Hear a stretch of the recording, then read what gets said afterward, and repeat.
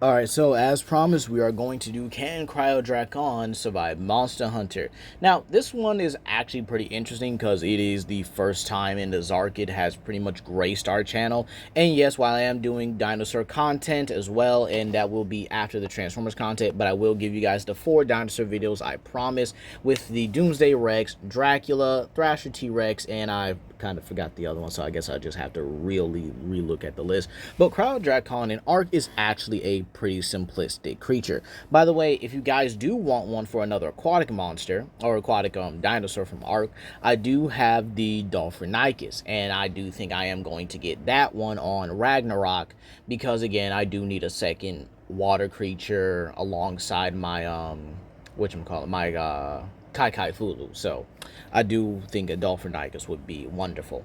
But with that being said here, let's actually talk about the Cryodrakon. Now, the Cryodrakons in Arc actually inhabit the higher areas of Arc. Basically, when you guys get the mod Prehistoric Beasts either 2 or 3, the Cryodrakons will inhabit the more higher altitudes of the Arctic regions, both in the island and in the center. I do know they are on Scorched Earth, but I'm not sure where they are at exactly. But they do spawn on Scorched Earth, surprisingly.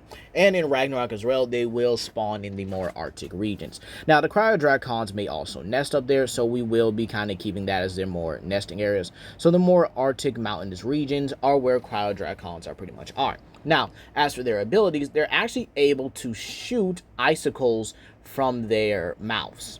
Yeah, they're actually able to produce ice so cold that they're able to just spit it out and shoot it at you. So this is likely them liquefying their spit and cooling it to a point where they can simply launch it at you.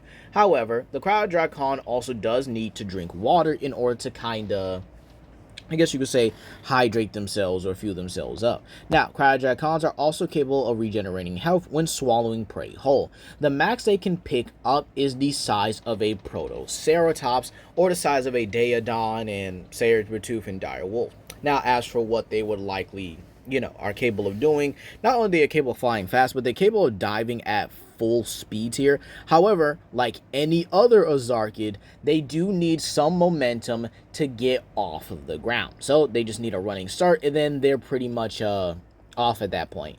I don't think this will probably harm them, but it is a weakness that should definitely be noted. So with that being said, small regeneration, ice manipulation to a decent degree, or at least when it's to projectile, which will definitely help out, and likely their nesting habits would definitely be in the higher mountain areas. But again, I've never seen a baby Cryodrakon.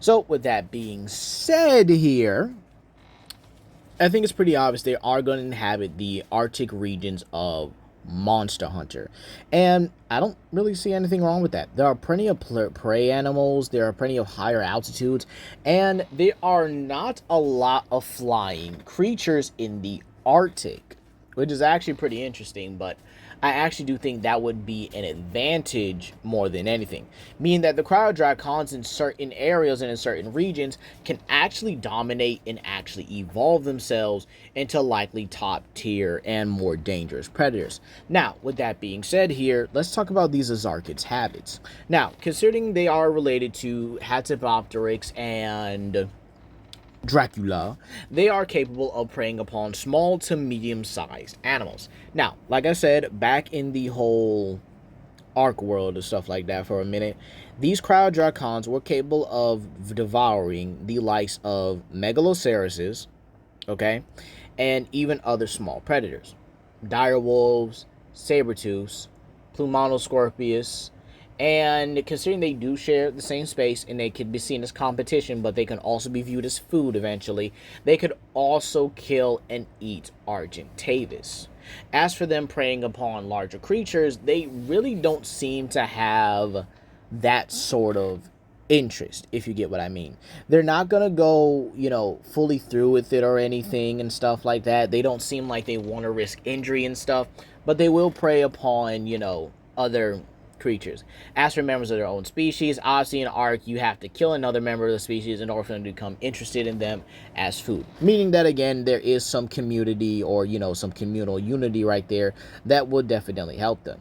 So, with that being said here, with the fact that these Azarkids do have a very vast diet, they're capable of preying upon a large majority of the creatures there, eating both infant and adult of medium-sized, herbivores and carnivores. I definitely think Ankies as well would also be on the menu because, again, they are considered small creatures, but again, they cannot pick them up, meaning that the Anki would definitely take some time, but again, that is what their ice spit is for, and probably just in case of like smaller prey. Perlovias as well, can't believe I forgot them. We already know they like to inhabit the Arctic regions and stun lock you for no reason. Good times. Good times. Good times. But with that being said, yeah, they actually did have a very extensive and brand diet. And you might say, oh, well, what about the mammoths? Again, they really didn't bother with the larger ones. However, I wouldn't say they wouldn't be up to snatching a baby mammoth if the opportunity presents itself here. Now, this is where we get into the Monster Hunter section. Blangos. Easy meal. Easy prey. They could easily get dived down and snatched up. And believe it or not, I do think that the hunting tactic would be they just dive down, snatch them up, and just be on their way with them. And they could easily kill them, but I do think Azarkids may have eaten their prey alive, or they basically crushed them in their beaks for a little bit, and then swallow them whole. And Tekka as well would also fit this, albeit I do think the horns could definitely present a problem, meaning that, well, they may not be able to crunch through them fully. Albeit, if they are capable of eating a male Megaloceros, this does mean that the horns are likely not too much of an issue, and they can simply just crush with enough force to split the horns off. That actually does sound brutal. Cortos as well, as they'll easily be, reasonable and easily approachable and easily snaggable prey as well. They are pretty much fodder to every other monster. And then you have Popo. Yeah, I could definitely see an adult one getting snatched up or maybe picked up by a Cryodrakon, but they probably would go for more juveniles and infantile ones. However, there are some of the larger monsters they could potentially prey upon, such as Great Baggy and the Baggies in general. Yeah, they would easily be, easy prey. Let's be real. Every apex predator eats them. They're also not even in the same tier as them. Cryodrakon even would easily be able to compete with the likes of the Ice Wyverns, albeit the Ice Wyverns are a bit superior to them in that regard, albeit I do think in a physical confrontation, Cryodrakon does, have the better reach, range, and weaponry. But again, still a Wyvern at the end of the day, right? Then you have the fact that Great Baggies are just simply, fodder themselves. Everybody eats them. Even Somnicanth eats them. So they're not, anything special. Then you also have Great Azuchi, who also inhabits the Arctic regions, unfortunately. So Azuchi and Great Azuchi would all become victims of a Cryodrakon. Now, Lagombi is pretty interesting. Lagombi is big enough to defend itself from a Cryodrakon, but it's not in the same, I guess you could say, class, if you will. I think that a Lagombi would not be casually on the menu, but I think as the Cryodrakon adapts, learns, and pretty much gets used to its environment, it's definitely going to learn that, oh, yeah, I can easily eat this guy. This is not going to be an issue at all. So Cryodrakon definitely has its way with the ecosystem when it comes to food. And considering it's a flyer that'll nest at the higher altitudes as well, this means that it's pretty much fine against most predators and most competitions. However, let's get into that. Anoparitsu is one of the few monsters that will kill and even eat other predators, as it even was caught eating a Gyrogu, which is a ancestor or pretty much another member of Devil Joe's family. So with that being said, yeah, it's not too hard to see Anoparitsu being a common predator, which will cause Cryodrakon to likely adapt. Legiana, especially Shrieking Legiana as well, would likely not prey upon Cryodrakon, but they would definitely have the same interest to raise their young at the more safer and higher altitudes of the icebound regions and stuff like that. So this does mean that they would actually be competing for shared territory. Now, as for other threats like Barioth, Lunagarin, well, sorry, not Barioth, I'll cover him in a little bit. Lunagarin could probably get to the higher altitude, but it will likely just get smacked down, or if not straight up speared out of the air, or speared out of those altitudes, so it probably wouldn't do that. Then you have Aurora Sumnicanth, which I can probably see being a future prey animal and stuff like that. Then you also have Gosharag, would not go up there. Same thing with Fulgur Anjanath. But as for like prey wise, I think the main competition would definitely be Viper Tobikadachi. Viper Tobikadachi is definitely a small prey specialist based on how it is. They might say, oh, well, you know, it still preys upon Popo. Yeah, but here's the thing. It's ripping chunks out of them, not being able to carry it off and eat it whole like some of the other predators would be able to do. Plus, Viper Tobikadachi is probably at risk a lot more, but thanks to its poison as an anti-predator mechanism, this means that things like Tigrex and Barioth would really have to think if the juice is worth the squeeze, if you will. So with that being said, let's talk about Tigrex. Now, Tigrex would not be in direct competition unless it's for Popo, but I could probably see on occasion these two would likely have maybe some sort of confrontation with each other. But again, Cryodrakon, when it comes to competition, really would be its own species. Unless they were living like with some type of Tyrannosaur back then, it's very possible they may have, I think they had Nanuqsaurus in the area.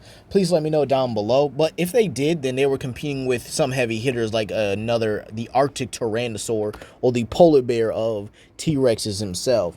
So believe it or not, yeah, they definitely had some competition. So this means that Barioth would likely be the only one to prey upon the Azarchids. And, well, I can kind of see how. Considering the fact that they would definitely land to probably maybe get a drink from the hot water or cold water springs and stuff like that, this does mean that they do have an area where they are vulnerable. Plus, they also need a running start in order to really get themselves off the ground. Meaning that Barioth can actually take advantage and just pounce, snag one by the neck, and it will be, well, GG's at that point. I don't really see, a problem with that, in all honesty. But I do think that would be a good learning experience for Cryodrakon. They're not the top dogs. They're not the ultimate predators here like they usually are on the island when it comes to the forest. And it's kind of funny, to be honest, because again, they have to deal with a lot more. It's funny when you put like top tier predators from other verses into Monster Hunter, and then all of a sudden they have to deal with an overwhelming amount of competition. But believe it or not, I think it is time we talked about how Cryodrakon would evolve here to survive. And believe it or not, I think this artwork is pretty exceptional on how a Cryodrakon would honestly look in Monster Hunter. And it was made by this creator right here from, one of the Arc community posts, where obviously he did put his creature for creature selection, and unfortunately didn't win. I did vote for it though. I actually did want another Cryodrakon for the official art game, but Mega Raptor's okay, I guess. So with that being said, here Cryodrakon actually learning to use its cryokinesis could actually work, and being able to bend ice, and pretty much I would have it do a big chill thing. Ice so cold that it burns. This means it would be one of the few monsters that not only inflict ice blight, but burn as well. So, excuse me. So, considering that Cryodrakon would not only evolve to likely be stronger, I would definitely say it would also evolve to literally just fly off the ground. I definitely could see its moveset definitely updating as well, with it like beak attacks. Maybe it could even use ice wing attacks and stuff like that. Maybe it hardens ice over its wings so that it can attack and pretty much slash at the ground and stuff. And then there could possibly be prey updates like younger Bonbaros and even some Beototuses as well.